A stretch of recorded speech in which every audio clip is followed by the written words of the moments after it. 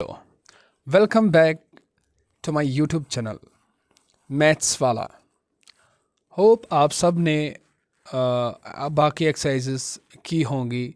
अब हम पहुंच चुके हैं लास्ट एक्सरसाइज पे, एक्सरसाइज नंबर 1.5।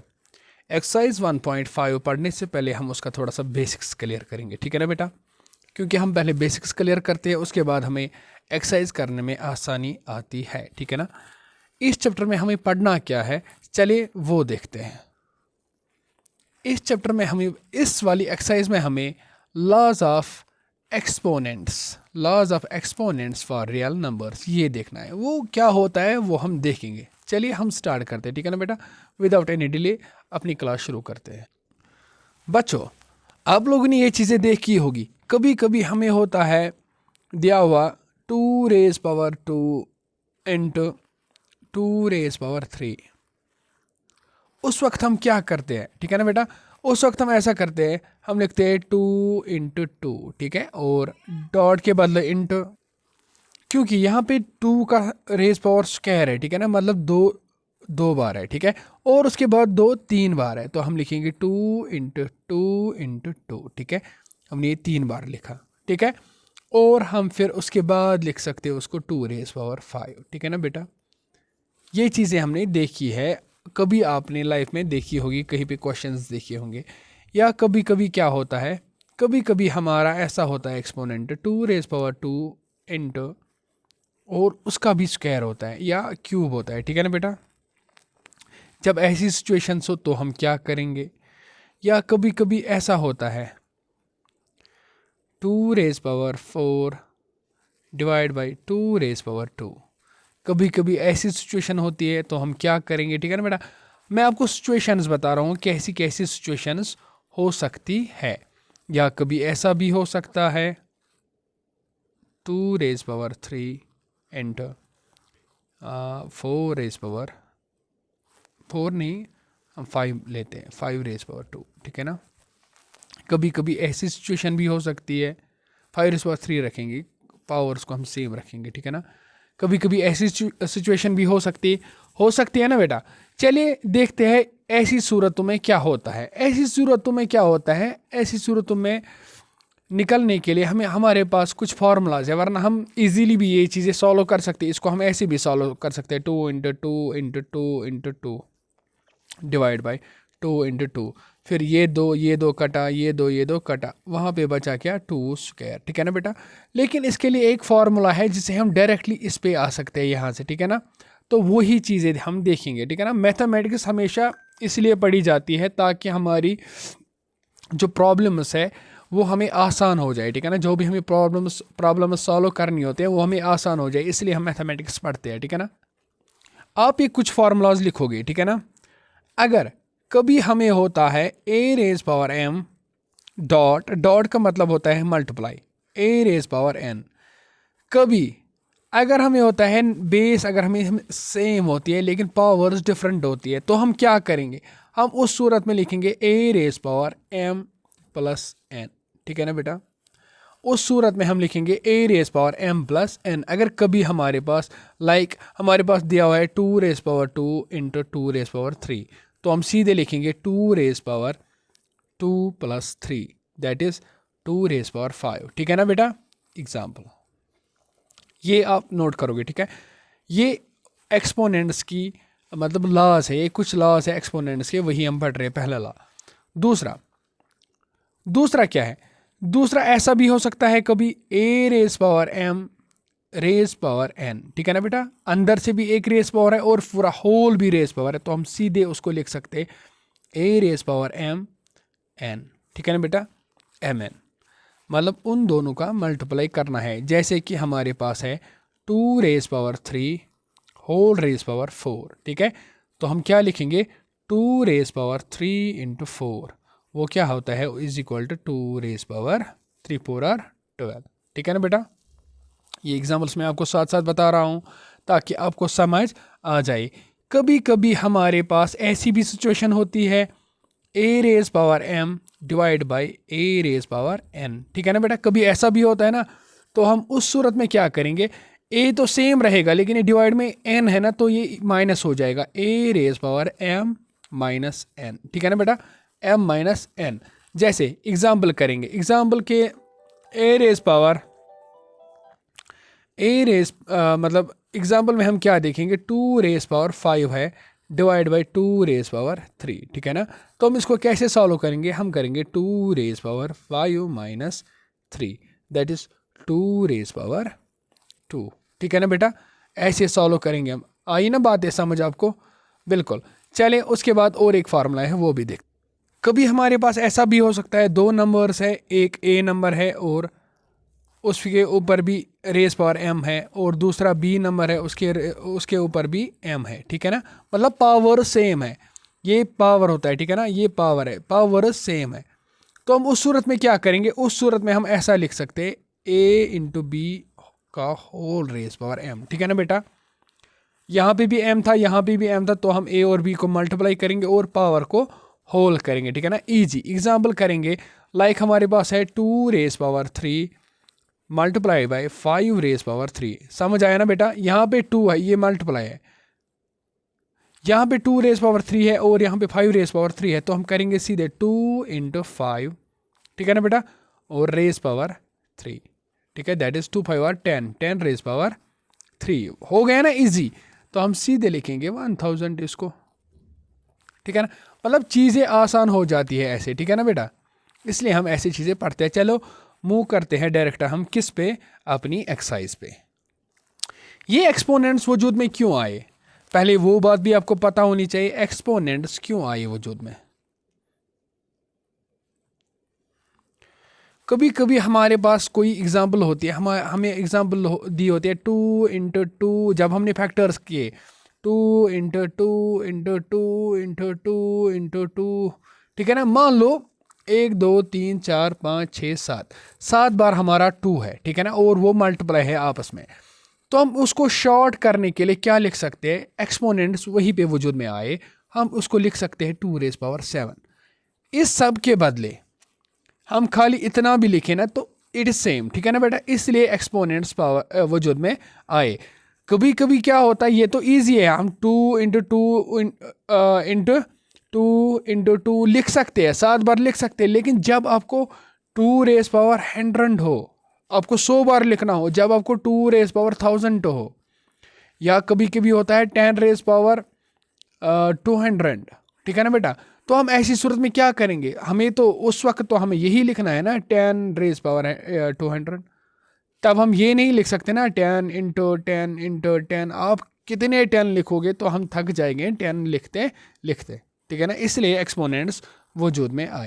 अब हमारे पास है क्वेश्चन नंबर 1, एक्सरसाइज 1.5, ठीक है ना बेटा, एक्सरसाइज 1.5 है, क्वेश्चन नंबर 1 है, फाइंड करना है हमें, क्या करना है हमें find, first part 64 raise power 1/2। पहले मैं आपको बताऊं, ये जो 1/2 है ना रेज पावर में, जब ये पावर में है तो ये स्क्वायर रूट होता है असल में, ठीक है ना, ये स्क्वायर रूट का वैल्यू ये है 1/2, ठीक है ना, x raise power 1/2 that is square root of x, ठीक है ना। कभी कभी अगर लिखा होता ना एक्स रेज पावर 1/2, ये हमेशा होता है क्या, रूट स्क्वायर ऑफ एक्स, ठीक है ना बेटा, ये चीज़ आपको पता होनी चाहिए क्योंकि आप अभी 9th में हो, ठीक है ना, क्योंकि आपने ये 6th में पढ़ा है एक्सपोनेंट्स एंड पावर। इस सूरत में हम क्या करेंगे, हम करेंगे 64 जो है हमारे पास 64, इसके हम फैक्टर्स देखेंगे, 2 3 are 6 2 2 are 4, 2 16 are 2 8 are 2 4 are 2 2 are 2 1 are, ठीक है ना बेटा। दैट मीन्स जो हमारा 64 है ना वो किसके बराबर है, 2 into 2 into 2 into 2 into 2 into 2, 1 2 3 4 5 6 बार 2 है, ठीक है ना। तो हम इसको ऐसे लिख सकते हैं ना 2 रेज पावर 6 लिख सकते हैं ना 64 को, ये हम सॉल्व कर रहे हैं, आराम से लिख सकते हैं 2 रेज पावर 6। तो हमारा क्वेश्चन क्या था, देयरफॉर 64 रेज पावर 1/2, हम उसको आराम से लिख सकते हैं क्या, 2 raise power 6 whole raise power 1/2। और हमने ऊपर फॉर्मूला पढ़ी थी, क्या पढ़ी थी, जब 2 ए रेज पावर m हो होल रेज पावर n हो तो हम सीधे लिखेंगे A raise power m into N, ठीक है ना बेटा, एम एन को हम मल्टीप्लाई करेंगे, दैट मीन्स 2 रेस पावर 6/2, ठीक है ना बेटा, 2 1 are 2 3 are, that is 2 raise power 3, ठीक है ना बेटा, 2 रेस पावर 3, ये इसका आंसर है, दैट इज इक्वल टू 8, ठीक है ना बेटा। हुआ ना आसान, वरना हमें ये बहुत ही डिफिकल्ट लग रहा था। 64 रेस पावर 1/2, ठीक है ना, आसान जब हमने किया तो ये क्या हो गया 8, it is actually 2 into 2 into 2 which is equal to 8, ठीक है ना बेटा। लिखो ये वाला पार्ट लिखो, ठीक है, उतारो ये फार्मूला कौन सी हमने यूज़ की, because a raise power m n is equal to a raise power m n, ठीक है ना बेटा, यही हमने यूज़ की ना। अब हमारे पास है दूसरा part 32 raise power half raise power है 1/2, ठीक है ना। मैंने 32 के फैक्टर्स निकाले, ठीक है, साइड में रफ, ये रफ है, ठीक है, मैंने 32 के फैक्टर्स निकाले साइड में, मैंने देखा 32 किसके बराबर है, हम अब मैं यहाँ पे नहीं लिखूंगा, मैं यहाँ पे देखूंगा 32 किसके बराबर है, इक्वल टू 2 रेस पावर 5, क्योंकि 2 कितनी बार है, 1 2 3 4 5, 5 बार 2 है, ठीक है ना, तो मैं लिखूंगा 2 रेस पावर 5, ये 5 है, ठीक है ना बेटा, ये 5 है। तो हमारा 32 किसके बराबर निकला, तो हम लिखेंगे सोल्यूशन 32 किसके बराबर है, 2 रेस पावर 5 का whole raise power 1/5, that means 2 raise power 5/5, ठीक है ना बेटा, that is 2 raise power 1 is equal to 2, ठीक है। तो हमारा आंसर क्या निकला 2, ठीक है ना बेटा, समझ आया ना। यहाँ पे भी वही फार्मूला यूज हुई, because a raise power m का whole raise power n is equal to a raise power m n, ठीक है ना बेटा, यहाँ पे भी वही फार्मूला यूज हुई।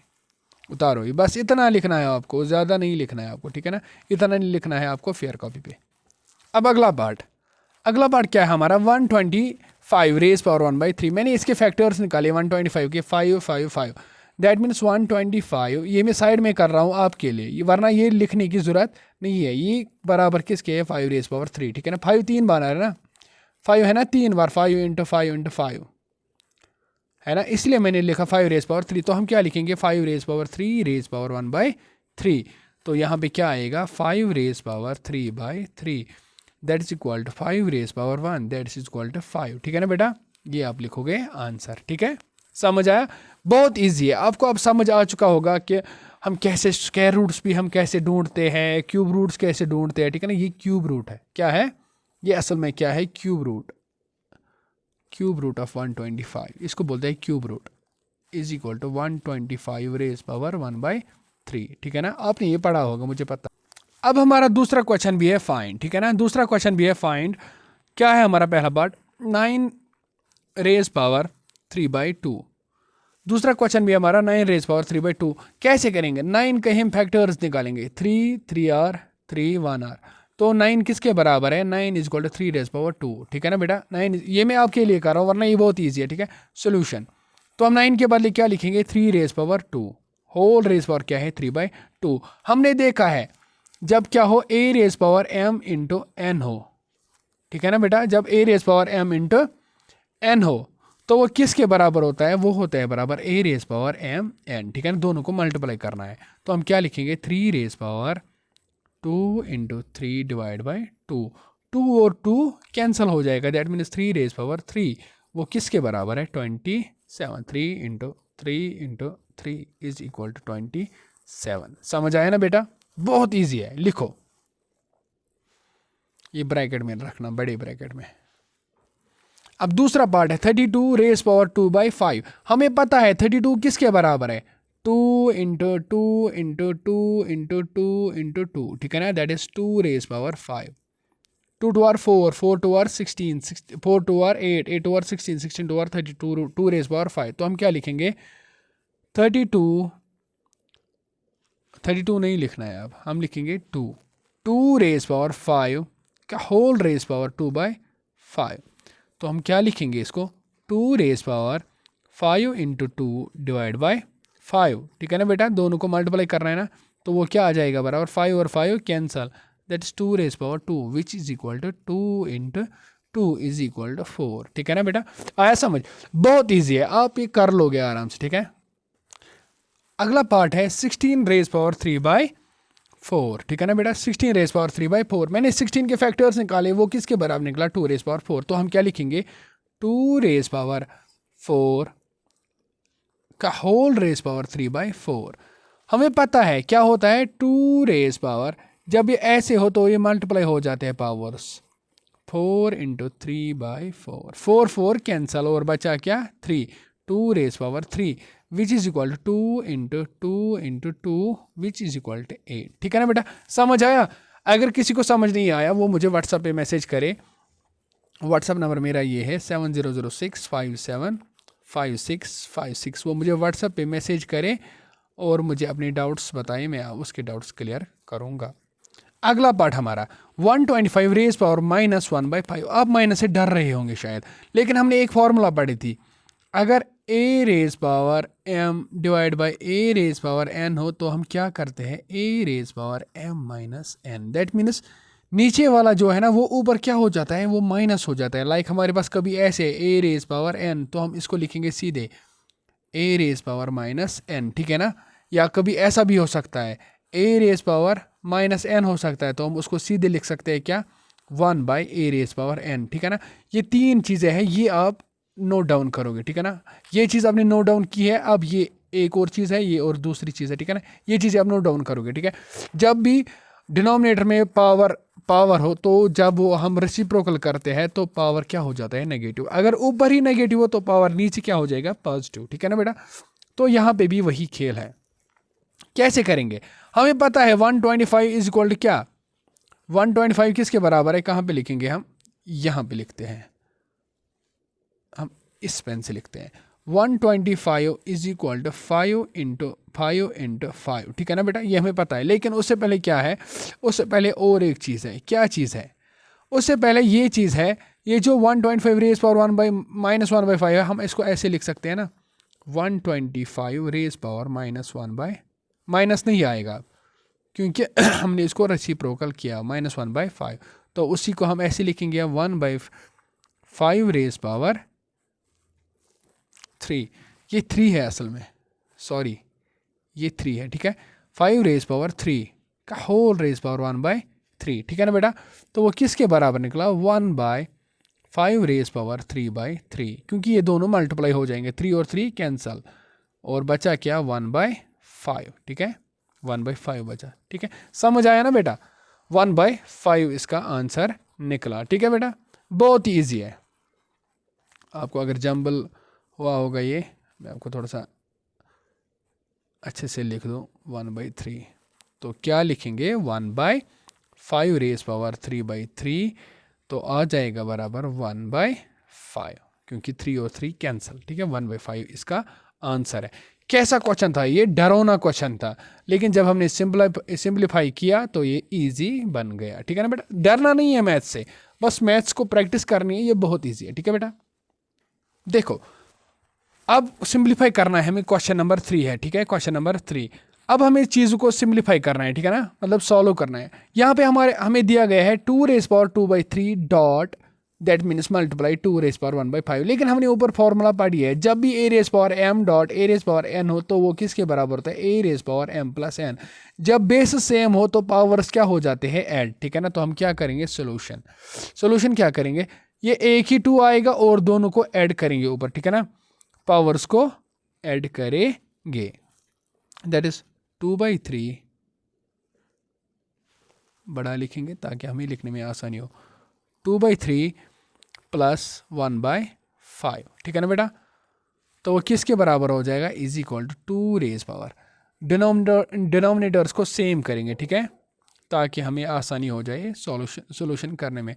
5 2 are that's 10 plus 3 1 are 3 divide by 5 3 are 15। ठीक है ना बेटा, यही होगा ना, which is equal to 2 raise power 13/15। ये इसका आंसर। ठीक है, 2 रेज पावर 13/15 उतारो। ये बहुत इजी है, डरना नहीं है, बहुत इजी है। लिखो, समझ आया ना? बेसिस सेम थे, 2 सेम था, 2 सेम था और पावर्स डिफरेंट थे। ठीक है ना, बेसिस सेम थे, पावर्स डिफरेंट है, तो पावर्स को सीधे हम क्या करेंगे? प्लस। ठीक है, A raise power M plus N, वही किया हमने, एम ये था, एन ये था, A raise power M plus N, ठीक है ना बेटा, सिंपल। अब दूसरा पार्ट क्या है हमारा, 1/3 रेज पावर 3, ठीक है ना, होल रेज पावर 7। तो क्या करेंगे, सिंपल है, जब भी पावर्स हो ना, तो पावर्स जब होल में है ना तो वो सीधे मल्टीप्लाई हो जाते हैं। तो हम क्या लिखेंगे, 1/3 रेज पावर 3 का होल रेज पावर 7, ठीक है ना बेटा, और यहाँ पे भी होल रेज पावर 7 आएगा, ठीक है ना, क्योंकि 1 है, 1 को आप 100 बार मल्टीप्लाई करोगे तो 1 ही आएगा, ठीक है ना बेटा, और 3 को 7 अब मल्टीप्लाई हो जाएगा, 3 रेज पावर 3 इंटू 7, वो क्या बन जाएगा, 1/3 रेज पावर 21। अब अगर इसको हम रेसिप्रोकल में करेंगे तो क्या हो जाएगा, 3 रेज पावर -21। मैंने आपको कहा जब नीचे डिनोमिनेटर पॉजिटिव हो, जब हम उसको ऊपर चढ़ाएंगे पूरी टर्म को, तो उसको पावर क्या बन जाएगा, नेगेटिव बन जाएगा उसका पावर, ठीक है ना बेटा, समझ आया, उतारो ये दूसरा पार्ट। अब तीसरा पार्ट क्या है, 11 रेज पावर 1/2, 11 रेज पावर 1/4। हमने उसके लिए एक फॉर्मूला पढ़ी थी, जब भी ऐसा हो डिनोमिनेटर्स में हो, सेम टर्म्स हो डिनोमिनेटर्स में और पावर्स डिफरेंट हो, तो हम क्या करते हैं, A raise power M divide by A raise power N किसके बराबर हो जाता है, पावर्स सब्ट्रैक्ट होते हैं, A raise power M minus N. तो हम कैसे करेंगे, ठीक है ना बेटा, बस ये फॉर्मूला यूज़ करेंगे। ए के बदले क्या है, ए के बदले 11 है, ठीक है ना, और एम के बदले क्या है 1/2, और एन के बदले क्या है 1/4, ठीक है ना बेटा, बहुत ईजी है ना, ईजी 1/4। तो सीधे लिखेंगे 11 raise power 4 1 are 4 minus 2 1 are 2 divide by 2 4 are 8, ठीक है ना बेटा, पावर्स को इक्वल किया, दैट मीन्स 11 रेज पावर 4 को 2 माइनस करो, वहाँ पे बचेगा 2 डिवाइड बाई 8। अब इसकी भी कैंसिलेशन हो जाएगी, 2 1 are 2 4 are, that is 11 raise power 1/4 इसका आंसर, ठीक है ना, बहुत ईजी है। बस डरावना क्वेश्चन होता है, जब हम सिंप्लीफाई करते हैं तो इसकी कमर टूट जाती है और ये इजी हो जाता है। अब हमारा अगला क्वेश्चन है, लास्ट पार्ट इस चैप्टर का, 7 रेज पावर 1/2, 8 रेज पावर 1/2। हमने देखा पहले ही, जब भी ऐसा कुछ हो, A raise power M, B raise power M, basis different है लेकिन पावर सेम है, तो हम उसको क्या करेंगे, सीधे बेसिस को मल्टीप्लाई करेंगे और पावर को एक ही रखेंगे, ठीक है ना, दैट मीन्स 7 को मल्टीप्लाई हो जाएगा 8, ठीक है ना, और पावर क्या रहेगा 1/2, ठीक है, 7 8 आर 56 रेज पावर 1/2, और ये 1/2 क्या होता है, ये स्क्वायर रूट होता है, ठीक है ना, ये स्क्वायर रूट होता है, ठीक है ना, ये चीज़ आपको पता होनी चाहिए, ऐसा भी लिख सकते हैं स्क्वायर रूट ऑफ 56, ठीक है, आया ना समझ, बहुत इजी है, डरना नहीं है क्वेश्चन से, ठीक है। इसी के साथ हमारी एक्सरसाइज खत्म हुई, हमारा चैप्टर खत्म हुआ नंबर सिस्टम, आपको बहुत मुबारक हो, आप आगे बढ़ चुके हो आपका जो सबसे इजी चैप्टर था वो खत्म हो चुका है। होप आप लोगों ने सब कुछ समझा होगा, पढ़ा होगा, काम लिखा होगा। अब जो मेरे लेक्चर्स देख रहा है, आप अपना होमवर्क सेंड कीजिएगा मुझे व्हाट्सएप पे, मैं चेक करूँगा कहाँ पे ठीक है कहाँ पे गलत है, मैं सारा कुछ चेक करूँगा। मैं चाहता हूँ कि बच्चे पढ़े, ठीक है ना बेटा, बच्चों को मैथ समझ आ जाए, ठीक है ना। अक्सर बच्चे मैथ से डरते हैं, मैथ से डरने की ज़रूरत नहीं है, क्योंकि जब आसिफ सर पढ़ा रहा हो मैथमेटिक्स तो बहुत इजी हो जाता है मैथमेटिक्स। आप लोगों से बस एक ही गुजारिश है, वीडियो को लाइक कीजिए, अगर आपको लगता है वीडियो लाइक करने के काबिल है तो लाइक कीजिए, अगर आपको लगता है आपके साथ आपके दोस्त भी सीख सकते हैं मैथमेटिक्स तो शेयर कीजिए दोस्तों के साथ, और अगर लगता है आपको कि कंटेंट ठीक है, हम सीख रहे हैं, तो सब्सक्राइब करना नहीं भूलना, ठीक है ना बेटा। चलो मिलते हैं हम अगले चैप्टर में, तब तक के लिए आप बने रहे। आपको मैं एक दिन की गैप भी दूंगा, ठीक है ना बेटा, ताकि आप अपना होमवर्क कंप्लीट कर सके। उसके बाद एक दिन के बाद आपको 9th का लेक्चर आ जाएगा, ठीक है ना बेटा, ताकि आप अच्छे से ये चैप्टर लिख सको और समझ सको, ठीक है ना बेटा। चलिए, अल्लाह हाफिज़।